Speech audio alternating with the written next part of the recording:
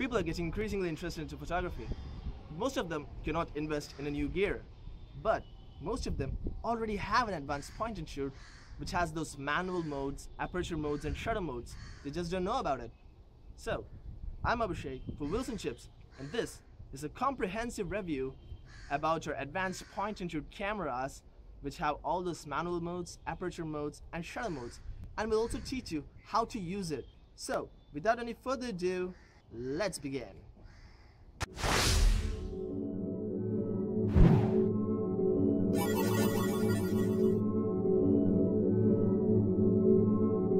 Here we have the Nikon P500 as a reference camera for the advanced point and shoots. The P500 is an amazing advanced point and shoot camera with a 12 megapixel shooter and a 36x optical zoom equipped with all manual controls. It also has an amazing 23mm ultra wide angle lens. Equipped with full HD recording, this was the beast to beat at its time. So here we have the Nikon P500 in its auto mode. How to identify if your camera is an advanced point and shoot with all these functionalities? Simple, you just look at the dial. Most of the point and shoots come with a dial with preset options like this. The auto, the scene, the night mode, the portrait, and I don't know what this is, a smiley mode.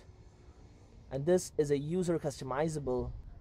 And in short, the PASM means that your camera is capable of manual adjustments like aperture, shutter, and manual focusing. So, let's begin. Here, we have it set to the manual mode, which means everything is completely manual, right from the focus to the shutter speed to the aperture. Everything is perfectly manual. Oops.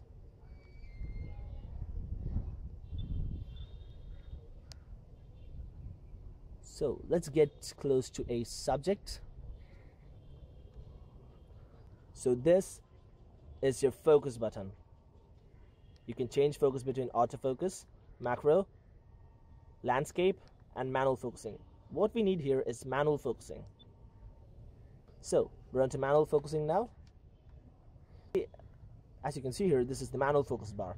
This means a macro and this means infinity. And you can also see this big zoomed out portion over here.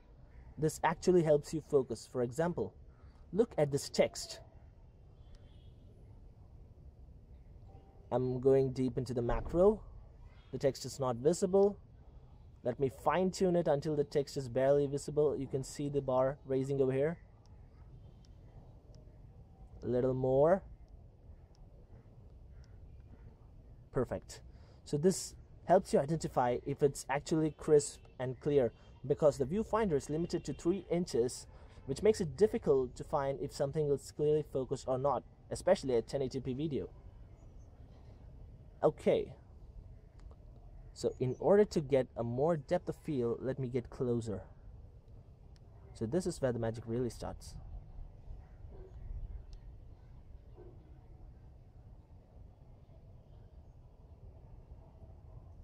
As you can see here,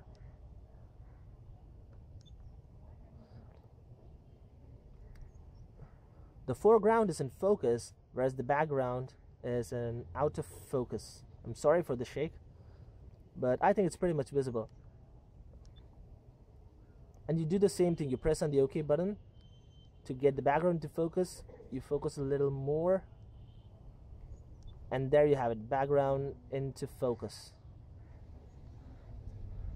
I'm sorry for the terrible shakes. So there you have it, background into focus. You can also get this pole distinctively into focus. So let me try doing that for you.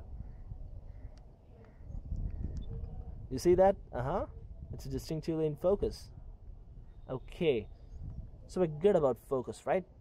The far objects tend to be close to infinity, whereas the near objects tend to be close to the macro. Great. So this is a usual on most of the point and shoots. So we'll learn about the shutter speed adjustments now. This is shutter speed. So at a bright day like this, you usually don't have to set the shutter speed on manual, but if you choose to, This is a simple concept. Whenever the light is bright, go for a higher shutter speed like 1/200. And whenever the lighting is low, go for a lower shutter speed. But make sure you don't go below 1/10, because after that your handshake comes in and your photos become blurry. Now it's the aperture adjustment. So aperture is an important part. The light reaches the sensor through an aperture. f7.1 means it's a very small opening, and whenever the f is less, it means it's a bigger opening, essentially. So f/8, smaller opening. f/5.7, comparatively bigger opening.